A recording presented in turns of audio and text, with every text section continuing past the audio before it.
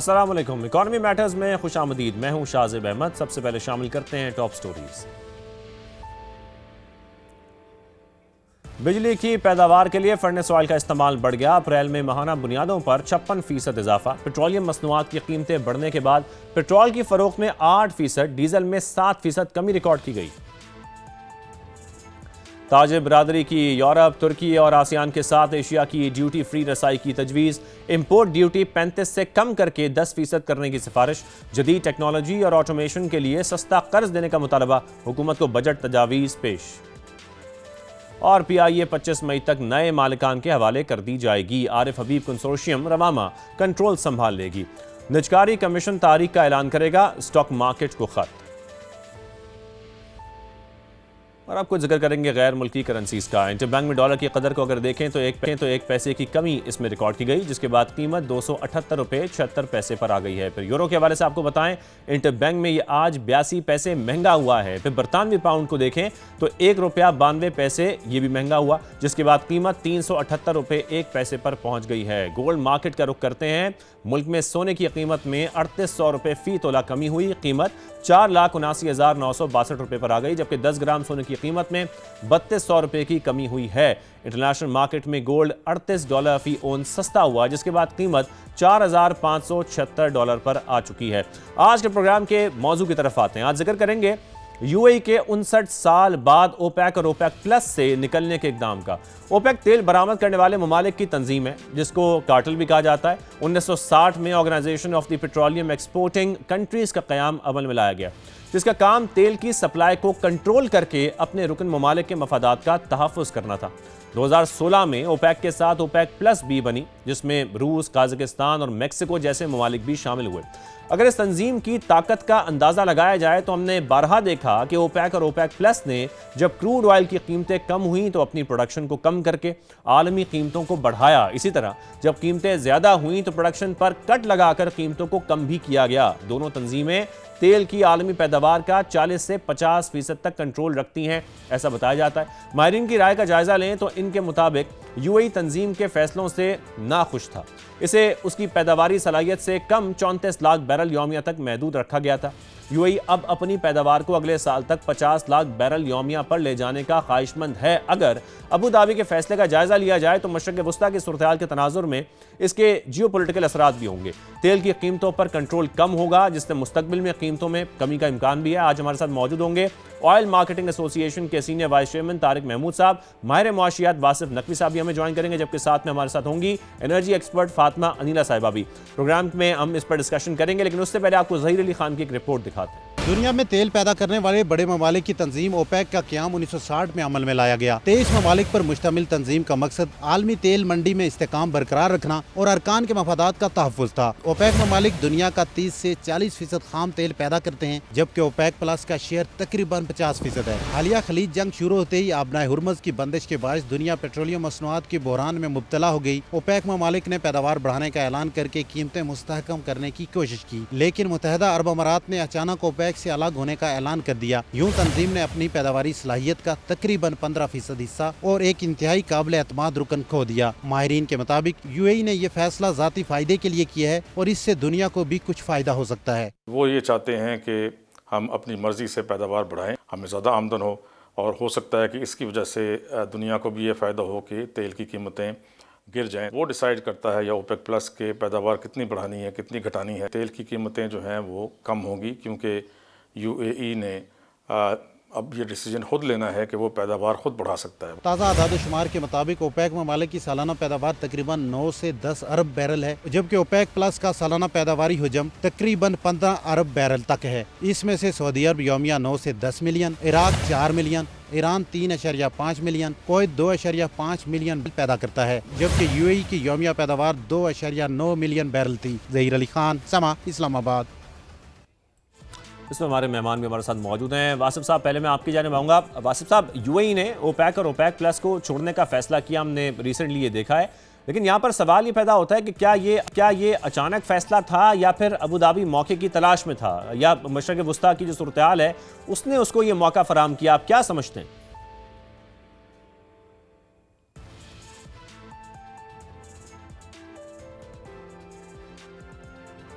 वासिफ नकवी साहब, आपको आवाज़ आ रही है मेरी? I can hear you. जी जी, वासिफ साहब, अब सवाल आपसे यही है कि यूएई का, और हमने देखा कि ओपेक और ओपेक प्लस से रिसेंटली उन्होंने इसको छोड़ने का फैसला किया, तो हम यही जानना चाहते हैं कि क्या ये वाकई अचानक फैसला था या फिर अबू धाबी मौके की तलाश में था और फिर हमने देखा कि मशरिक़ वस्ता की जो सूरत पैदा हुई उसके बाद ये मौका उनको मिला कि वो इससे अलग हो जाएं? जी, अगर हम इसको इसका इन डेप्थ जायजा लें तो हम देखेंगे कि ये जो ओपेक छोड़ने का यूएई का फैसला है, ये काफ़ी अरसे से सिमर कर रहा था और वो चाहते थे कि उनके जो प्रोडक्शन कोटा है उसकी वजह से उनको थोड़ा सा रिलीफ दिया जाए, लेकिन चूंकि एक कलेक्टिव डिसीजन लेना होता है तो उसकी वजह से ये हो नहीं पा रहा था। सो अगर हम लास्ट कुछ सालों से देखें तो ये इसके होने का खदशा मौजूद था और मशरिक़ वस्ता की अगर आप मौजूदा सूरत हाल देखें तो उसमें जोग्राफियाई तनाव की वजह से भी ये जो खदशात थे शामिल थे और ज़ाहिर है कि उनको एक स्ट्रेटेजिक विंडो मिली है जिसकी वजह से उन्होंने इसका फ़ायदा उठाते हुए अपने आप को इससे डिसएसोसिएट कर लिया है। लेकिन इसकी आप क्या इम्प्लीकेशंस देख रहे हैं इस वक्त? हम इसको अगर ओवरऑल देखें, मुझे लगता है कि यूएई का ओपेक को छोड़ना जो है उससे कोई बहुत बड़ा ड्रास्टिक चेंज हमें देखने को नहीं मिलेगा। डेफिनेटली अगर वो निकलते हैं तो उसका एक इम्पैक्ट तो आता है पूरे ओपेक और ओपेक प्लस के ऊपर, लेकिन रशिया जैसे ममालिक जो कि इस उसका पार्ट होते हुए फायदा उठा रहे हैं तो वो इसको इसके अंदर कोई फ्रैक्चर इस तरह से कायम नहीं होने देंगे। और कि अगर जो अबू धाबी है वो या यूएई अगर अपनी प्राइसेस को थोड़ा रिलैक्स करते हैं तो उसके ऊपर ओवरऑल डाउनवर्ड प्रेशर ज़रूर बनता है और प्राइसेस के नीचे आने का भी उसमें असर हम देखने को मिल सकता है हमें। ठीक है, फातिमा साहब भी हमारे साथ मौजूद हैं, उनको भी शामिल गुफ्तगू करते हैं। फातिमा साहब, यूएई का अपनी प्रोडक्शन को 5 मिलियन बैरल यौमिया तक बढ़ाने का इरादा है, ऐसा इस वक्त देखा जा रहा है, जिसके लिए बड़े पैमाने पर इन्वेस्टमेंट भी की जा रही है। हम यहाँ पर ये कह सकते हैं कि जब यूएई अपनी पैदावार को ज़्यादा बढ़ाएगा तो उससे ऑयल की कीमतों में कुछ कमी आ सकती है, ऐसा हो सकता है? शुक्रिया काशिफ। मेरे ख्याल से जिस तरह अभी वासिफ ने भी बताया और जो हमने रिपोर्ट में भी देखा, मुझे नहीं लगता कि लॉन्ग टर्म में इसका बहुत ज़्यादा कोई फ़ायदा होगा।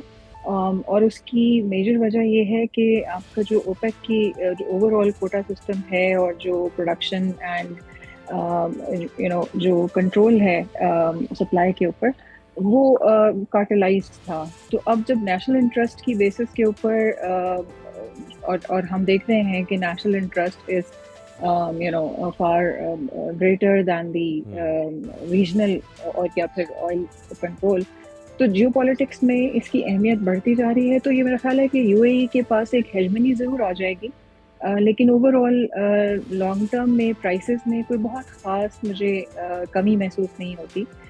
उसकी वजह डिमांड का इंक्रीज़ होना भी है और उसकी वजह जियोपॉलिटिकल सिक्योरिटी सिचुएशन भी है, जिसमें जितनी आपकी सप्लाई रूट्स हैं उनकी सिक्योरिटी और जो गल्फ़ की ओवरऑल सिक्योरिटी की सूरत हालात है, उसकी वजह से डिसरप्टेड सप्लाई होने की वजह से कोई बहुत खास फर्क मुझे ये फर्क की बात फातिमा साहब हम इसलिए कर रहे हैं कि ज़ाहिर है एक स्टेबल प्रोड्यूसर है यूएई की, जब हम बात करते हैं बेशक उनका शेयर इसमें 10% ही क्यों ना हो, और उनके साथ बहुत सारे ममालिक के लॉन्ग टर्म जो हैं वो मुआहदे हैं, तो ऐसे में इसका इम्पैक्ट आ सकता है। आपको लगता है कोई इम्प्लीकेशंस हो सकती हैं? देखिए, इसमें जो एक सबसे बड़ा इम्पैक्ट आ सकता है वो तो यही है कि जो मेजर डिमांड ड्रिवन कंट्रीज़ हैं उनके लिए सिर्फ और सिर्फ एक जो है वो बेहतर नेगोशिएशंस की ऑप्शन आ सकती है, वो लॉन्ग टर्म कॉन्ट्रैक्ट्स नेगोशिएट कर सकते हैं। लेकिन ओवरऑल ग्लोबल प्राइस के ऊपर जितना मेरी नॉलेज है और जितना मैंने पढ़ा है और जो आईईए की रिपोर्ट्स भी हैं उसके मुताबिक मेरा नहीं ख्याल कि बहुत ज़्यादा कोई ऐसा ओवरऑल जो है वो कमी आएगी। यस, फ़र्क ज़रूर पड़ेगा क्योंकि हम एक डिसेंट्रलाइज्ड मार्केट की तरफ जो है वो आहिस्ता आहिस्ता मूव करना शुरू हो गए हैं और ग्लोबल सिक्योरिटी और रीजनल सिक्योरिटी जो है वो उसको इम्पैक्ट करती है। तो जैसे जैसे रीजनल सिक्योरिटी बेहतर होना शुरू हो जाएगी या सप्लाई रूट्स जो हैं उनकी स्टेबिलिटी बेहतर होना शुरू हो जाएगी, तो देन डेफिनेटली इससे फ़र्क पड़ेगा। अदरवाइज जो है वो it will probably not affect much। ठीक है, वासिफ साहब, आपको क्या लगता है आने वाले वक्त में ओपेक और ओपेक प्लस ममालिक का इस फैसले पर किस किस्म का रद्द-ए-अमल सामने आ सकता है? मैं ज़ाती तौर पे समझता हूँ कि ओपेक का जो 1,88,000 बैरल योमिया इजाफा है वो एक सिग्नल है, पॉजिटिव सिग्नल है, जो कि वो मार्केट को रीअश्योर करवाना चाहते हैं कि इसमें पैनिक नहीं होना चाहिए। और प्राइस वॉर जैसे कि 2020 में अगर हमें याद हो, उसको रिकॉल करें, तो उस तरह का कोई फिलहाल हमें जिस तरह मैडम ने भी जिक्र किया, कोई इस तरह का इम्कान नज़र नहीं आता। सऊदी अरेबिया भी चूंकि इसको मार्केट को चाहता है कि वो स्टेबल हो, तो इसलिए वो भी इसके अंदर थोड़ा सा पुश करेंगे कि मार्केट जो है वो ज़्यादातर स्टेबल रहे। तो इतना ज़्यादा कोई प्राइस इम्पैक्ट मुझे ज़ाती तौर पे नज़र नहीं आता कि वो इम्पैक्ट करेगा, क्योंकि इसमें बहुत सारे ममालिक शामिल हैं। तो ओवरऑल अगर मुल्क इसमें से एग्जिट ले भी लेता है, तो उसका आई डोंट थिंक कि कोई बहुत ब्रॉड इम्पैक्ट नहीं आता लेकिन वासिफ साहब, यहाँ पर कुछ पॉइंट ये भी हैं कि ओपेक और ओपेक प्लस जब ज़ाहिर है कमज़ोर हो जाएगा तो मज़ीद ममालिक भी उसको छोड़ सकते हैं, ऐसी कोई पॉसिबिलिटी है? स्पेशली जब हम रूस को देखते हैं तो जो ओपेक प्लस ममालिक का मेंबर है और तेल की पैदावार का ज़ाहिर है सऊदी अरब के बाद एक अहम मुल्क भी है, और फिर यूक्रेन जंग के बाद हमने देखा कि जो यूरोप के इकदाम थे वहाँ पर कुछ और सोच पाई जाती थी और मल्टी सप्लाई स्ट्रेटजी की तरफ यूरोप गया। तो ऐसी भी आप कुछ देख रहे हैं इम्प्लीकेशंस? मुझे नहीं लगता कि इसके अंदर बाकी ममालिक जो हैं वो अब जो है वो एग्जिट लेना चाहेंगे, बिकॉज अभी जो यूएस ईरान वॉर है उसके अंदर भी लोगों को स्टेबिलिटी चाहिए, हर मुल्क को अपनी स्टेबिलिटी चाहिए। और ऑयल प्राइसेस की वजह से आपको पता है कि पूरी दुनिया में इम्पैक्ट आ रहा है। लोग चाहेंगे कि उनका जो बिजनेस है या जो उनकी इकॉनमी है वो अगर ऑयल प्राइसेस अप हैं तो उसके थ्रू वो स्टेबल रहे। आई डोंट थिंक कि इसके अंदर कोई और कंट्री है जो एग्जिट लेना चाहेगा। जैसे मैंने पहले भी एग्जांपल दी कि रशिया जो है वो ऑलरेडी अपना यूक्रेन वॉर की वजह से उनकी इकॉनमी काफ़ी इनस्टेबल थी और उन्होंने उससे फ़ायदा उठाया इस ओपेक का पार्ट होते हुए। लाइकवाइज बाकी जो कंट्रीज हैं वो भी नहीं चाहेंगे कि वो इस पैनिक टाइम के ऊपर, जिस टाइम पे पूरी दुनिया के अंदर एक पैनिक की सिचुएशन बनी हुई है, तो उसके अंदर वो एग्जिट लें। सो आई रियली डोंट थिंक कि इसमें इस टाइम पे कोई और कंट्री जो है वो छोड़ेगा, मेरी ज़ाती ख्याल के मुताबिक। शायद सही। हमारे साथ रहिए, यहाँ पे ब्रेक शामिल करते हैं, ब्रेक का वापस आते हैं।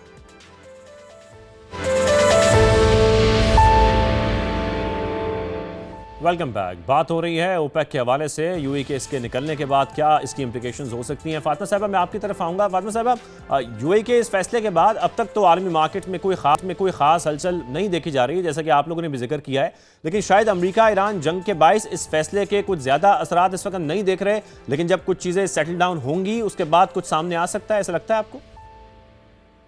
देखिए, मुझे बिल्कुल ऐसे लगता है कि उसके बाद कुछ थोड़ी सी बेहतर सूरत हालात नज़र आएगी, लेकिन बहुत ज़्यादा ओवरऑल आलमी जो कीमतें हैं ऑयल की, उस क्रूड ऑयल की ख़ास तौर पे, उसके ऊपर बहुत ज़्यादा कोई फ़र्क नहीं पड़ेगा। लेकिन एक ऑप्शन मिल जाएगी चाइना को, और जो कि एक बहुत बड़ा डिमांड ऑयल की डिमांड है जहाँ पे इंडिया को, for going into multiple suppliers and getting some long term deals, और प्राइस जो है उनकी स्टेबिलिटी उनको मिल सकती है। और मेरा ख्याल है और जो भी कंट्रीज इस सिचुएशन का फ़ायदा उठा सकते हैं वो बायलैटरल नेगोशिएशंस में जा सकते हैं। और जैसे कि चाइना हमेशा फोकस करता है वो लोकल करेंसी की डीलिंग्स में, बायलैटरल डीलिंग्स में, तो उस सूरत हालात में कुछ चीज़ें बेहतर हो सकती हैं। लेकिन फिर भी नॉन ओपेक कंट्रीज़ का जो प्रोडक्शन है, कैपेसिटी है, वो भी काफ़ी है। हाँ, इस सूरत हालात में जो चीज़ एक बेहतर हो सकती है वो सिर्फ और सिर्फ की हेजमनी मिल सकती है लॉन्ग टर्म डील्स के ऊपर और प्राइसेस के ऊपर, और शायद किसी हद तक स्टेबिलिटी मिल सकती है मैरीटाइम रूट्स पे, जो ऑयल की ट्रेड रूट्स हैं, मैरीटाइम रूट्स हैं, उसमें किसी हद तक स्टेबिलिटी मिल सकती है with US backing UAE in the region। बिल्कुल। वासिफ साहब, मैं यही पॉइंट फातिमा साहिबा का आपकी तरफ लाऊंगा, जैसा कि वो फरमा भी रही हैं।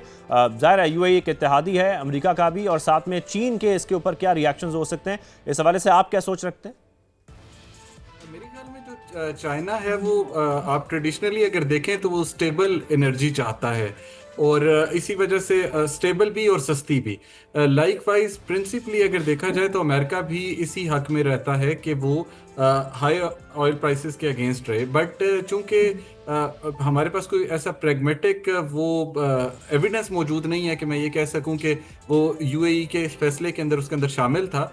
इस वजह से मैं ये तो नहीं कहूँगा कि अमेरिका की बैकिंग के थ्रू ये हुआ है, लेकिन मेरे ख्याल में ये अलाइनमेंट ऑफ इंटरेस्ट ज़रूर है दोनों कंट्रीज़ का, जिसमें यूएई और अमेरिका जो है वो चूँकि काफ़ी सारी अपने बिजनेस इंटरेस्ट शेयर करते हैं, तो इसमें फ्लेक्सिबल ऑयल मार्केट जो है वो दोनों चाहते हैं। सो यूएई के इस फैसले को आई थिंक अमेरिका जो है वो सपोर्ट करता है। बाकी आई थिंक इसके अंदर कोई मेजर इस टाइम पे कोई हम ड्रास्टिक चेंज जैसे मैंने पहले कहा वो बिल्कुल। अच्छा, अगर हम यहाँ पर खासतौर पर पाकिस्तान की बात करें, यूएई के इस फैसले को पाकिस्तान में किस तरह से देखा जा रहा है, क्योंकि सऊदी अरब के बाद यूएई वो दूसरा बड़ा मुल्क है जो हमारी एनर्जी की ज़रूरियात को पूरा करता है, तो इसके कुछ मुस्बत या मनफी दोनों तरह के असरात हम पर किसी किस्म के हो सकते हैं? इसमें भी मैं आई थिंक कि दोनों के लिए मिक्स्ड ओपिनियन है। एक तो ये कि अगर हम पॉजिटिव साइड इसकी देखें तो जो इंटरनेशनल मार्केट के अंदर जो कीमतें हैं वो इंपोर्ट बिल पाकिस्तान के लिए कम हो सकता है अगर उसमें हम पॉजिटिव एस्पेक्ट देख रहे हैं तो। लाइकवाइज एनर्जी इन्फ्लेशन के अंदर भी कमी देखने को मिल सकती है। अगर हम नेगेटिव साइड देखें और जो कि मुझे ज़्यादा रियलिस्टिक लग रही है इस टाइम पर, तो वो ये है कि जो यूएई के साथ जो एनर्जी एग्रीमेंट्स हैं पाकिस्तान के, उसके अंदर थोड़ी सी अनसर्टेनिटी पाई जाती है और मे बी शायद वो ओवर द टाइम अपने आप को प्रूव भी करे। और जो रीजनल स्टेबिलिटी है उसमें ज़ाहिर है कि सप्लाई रिस्क की वजह से वो स्टेबिलिटी थोड़ा सा उस पर क्वेश्चन मार्क लग सकता है। तो शॉर्ट टर्म के लिए आई थिंक ये थोड़ा सा अनसर्टेन है, और अगर लॉन्ग टर्म में हम देखें तो उसके अंदर प्रोबेबली अपॉर्चुनिटी नज़र आती है। ठीक है, लॉन्ग टर्म में अपॉर्चुनिटी नज़र आती है। बहुत शुक्रिया, वासिम नकवी साहब हमारे साथ मौजूद थे। फातिमा साहब, आपने भी अपना कीमती वक्त दिया। शो का वक्त ख़त्म होता है, इजाज़त दीजिए, अल्लाह हाफ़िज़।